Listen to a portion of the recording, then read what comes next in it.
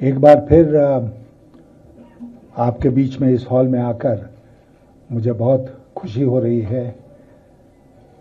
अखिलेश जी के साथ तो कई बार यहाँ पर हम आए हैं और आपके साथ मुलाकात हुई है। इस बार परिस्थिति कुछ विशेष है। सबसे पहले तो मुझे बहुत खुशी हुई जब अखिलेश जी से हमने पूछा मुलायम सिंह जी के बारे में। उन्होंने कहा कि उनकी तबीयत ठीक है। मैं उनको ढेर सारी शुभकामनाएं देता हूं और ईश्वर से प्रार्थना करता हूं कि वो उनको स्वस्थ और दीर्घायु बनाए।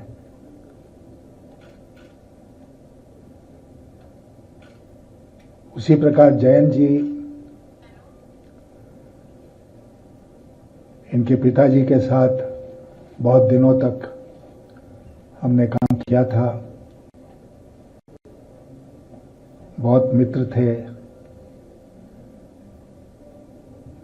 एक घटना आपको बताता हूं ऐसी थोड़े हल्के ढंग से कि 1989 में, जो आप में से बूढ़े लोग हैं उनको याद होगा कि मैं राष्ट्रपति भवन से वापस आ गया था।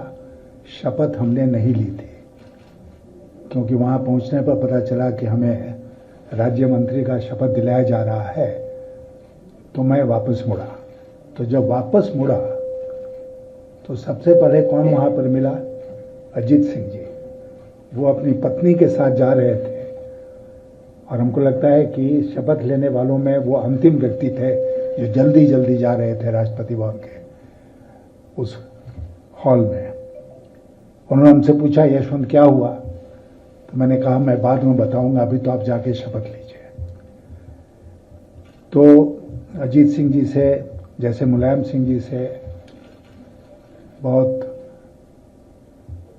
उनके साथ नजदीक से काम करने का मौका मिला, जिसके लिए मैं अपने को बहुत सौभाग्यशाली समझता हूं। ये शहर एक तरह से अटल जी का रहा है। अटल जी ने लखनऊ को ही चुना था अपने लोकसभा निर्वाचन क्षेत्र के रूप में, और आप सब जानते हैं कि अटल जी की सरकार में उनके साथ बहुत नजदीक से काम करने का मौका मिला। और कभी कभी बहुत अफसोस होता है, आश्चर्य होता है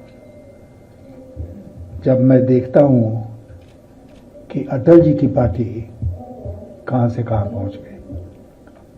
उसके बारे में आगे चर्चा करेंगे। इस बार का राष्ट्रपति चुनाव कुछ असाधारण परिस्थिति में हो रहा है। ऐसा राष्ट्रपति का चुनाव तो कई बार हुआ है, लेकिन इस बार परिस्थितियां बहुत असाधारण हैं। और असाधारण इसलिए है कि हम देख रहे हैं कि हमारा पूरा समाज जो है वो अशांत हो गया है। ऐसा लगता है जैसे वो 2-3 भागों में बंट गया है। ऐसा लगता है कि आपस में जो बातचीत होती थी, जो डायलॉग चलता था, वो समाप्त हो गया है। कहीं कोई किसी को समझाने की स्थिति में नहीं है। बड़ी से बड़ी घटना हो जाती है, प्रधानमंत्री जी जो अक्सर अपने मन की बात करते हैं, उन घटनाओं पर चुप रह जाते हैं, कुछ नहीं बोलते हैं। हम लोग ऐसा महसूस करते हैं कि देश का प्रधानमंत्री अगर इन सब घटनाओं पर बोले, अपनी बात रखे, तो उसका असर पड़ेगा मामले को शांत करने में। लेकिन पता नहीं क्या बात है कि इस पर वो कुछ बोलते ही नहीं है। और जैसा मैंने कहा, एक अशांत और असाधारण परिस्थिति हमारे देश में पैदा हो गई है। इसका कारण और नतीजा क्या हुआ है? इसका नतीजा ये हुआ है कि संविधान जो है उसकी मर्यादा खत्म हो गई। संविधान के मूल्यों की रक्षा आज नहीं हो रही है, बल्कि सरकारी पार्टी के द्वारा और सरकार के द्वारा उन मूल्यों की अवहेलना की जा रही है प्रायः नित्य प्रतिदिन। और अगर ऐसा चलता रहा तो एक दिन हम पाएंगे कि संविधान नष्ट हो गया है, संविधान की धाराओं का कोई महत्व नहीं रहा, और जो नागरिक है इस देश का वो कहीं भी किसी फोरम पर इंसाफ के लिए नहीं जा सकता है। A society without recourse.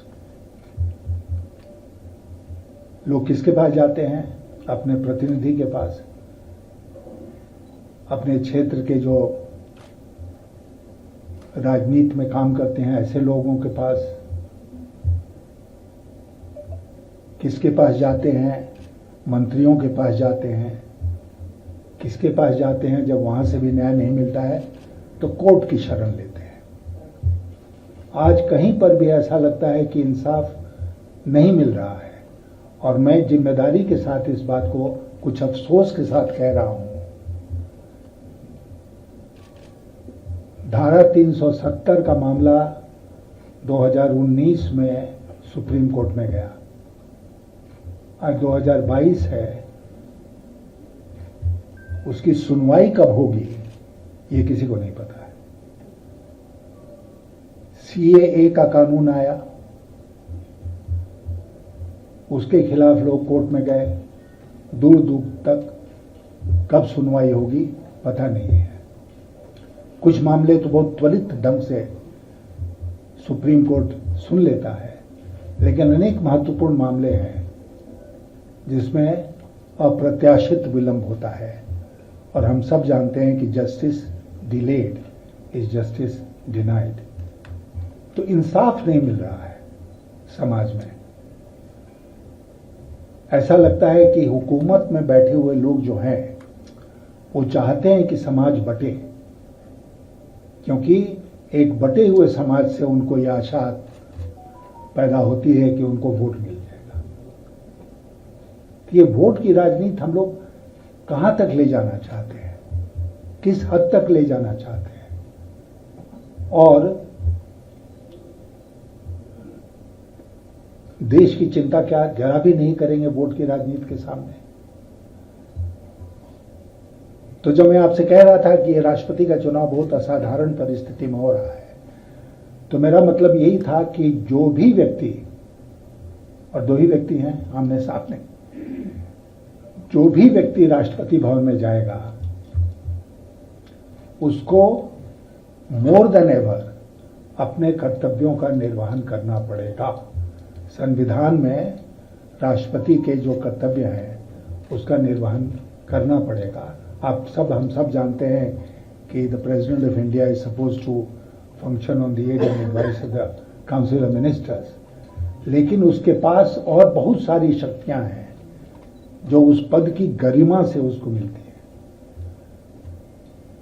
और समय समय पर हमने देखा है कि हमारे देश में ऐसे राष्ट्रपति बने हैं जिन्होंने उसका इस्तेमाल किया है सरकार को परामर्श देने के लिए, सरकार को नियंत्रण में रखने के लिए। तो इसलिए आज एक ऐसा मौका आया है जब मैं आपके सामने यहां लखनऊ में कुछ बातें रखूं कि मैं क्या करूंगा अगर मुझे इस देश का राष्ट्रपति चुन लिया जाता है, तो मैं क्या करूंगा। सबसे पहले तो मैं आपसे ये कहना चाहता हूं, अगर मैं राष्ट्रपति चुना जाता हूं तो I shall be answerable to the constitution and the constitution alone. संविधान के प्रति जवाबदेह होऊंगा, केवल संविधान के प्रति। और इसका यह मतलब नहीं हुआ कि जो भी प्रधानमंत्री है उसके साथ टकराव के रास्ते हम चल पड़े, नहीं। प्रधानमंत्री के साथ बैठकर बातचीत करके एक रास्ता निकाला जा सकता है, जैसे कई बार हुआ है पूर्व में। दूसरा, कि मैं राष्ट्रपति भवन में कॉन्स्टिट्यूशन, संविधान के संरक्षक के रूप में काम करूंगा, कस्टोडियन ऑफ द कॉन्स्टिट्यूशन। अगर मेरे ध्यान में ये बात आती है कि भारत की सरकार कुछ ऐसा कर रही है जिससे कि प्रजातंत्र का हनन हो रहा है, नुकसान हो रहा है, जैसे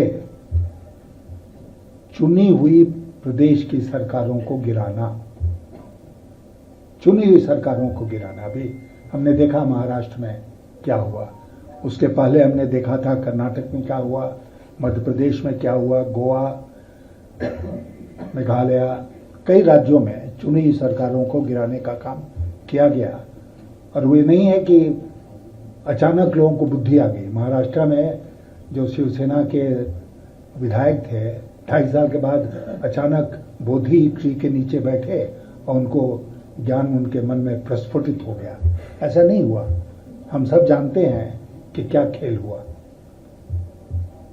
तो अगर इस प्रकार की चीज होती है तो राष्ट्रपति का कर्तव्य बनता है, जिसका मैं निर्वहन करूंगा, कि भारत सरकार को रोका जाए ऐसा करने से। फिर मैंने आपसे कहा कि जो सांप्रदायिक एक समाज का सांप्रदायिक ढंग से बंटवारा हो रहा है, कम्युनल पोलराइजेशन, उसको रोकने का प्रयास करूंगा। उसके अलावा मैं आपसे वादा करके जाना चाहता हूं यहां पर कि I shall defend the freedom of the press, freedom of speech and rights and freedoms guaranteed to the individual under the constitution. Press का क्या हाल है, ना आपसे छिपा है ना हमसे छिपा है। और मैं इस मौके का फायदा उठा के निंदा करता हूं जुबैर की गिरफ्तारी का, जो बिल्कुल ही नाजायज है, और बाकी प्रेस के ऊपर भी जो आक्रमण हो रहा है देश के विभिन्न भागों में। कल इसी शहर में सरकारी पक्ष की जो उम्मीदवार हैं वो आने वाली है। आपकी मुलाकात होगी उनसे? आपकी मुलाकात होने वाली है? हाँ, होगी। वो पीसी कर रही हैं? हाँ,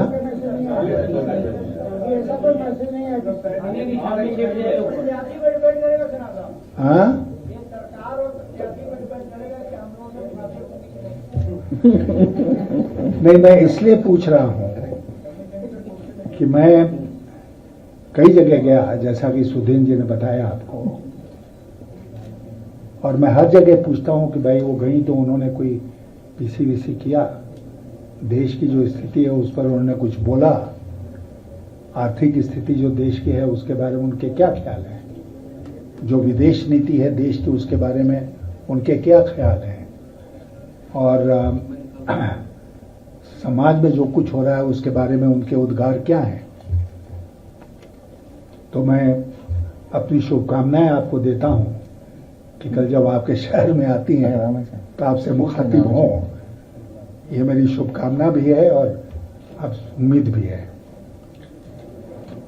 लेकिन अगर सबसे सम्मिलित रूप से वो नहीं मिलती हैं, एक दो लोगों से मिलती हैं, क्योंकि हम देखते हैं कि सरकार में जो संवाद है वो एक तरफा है।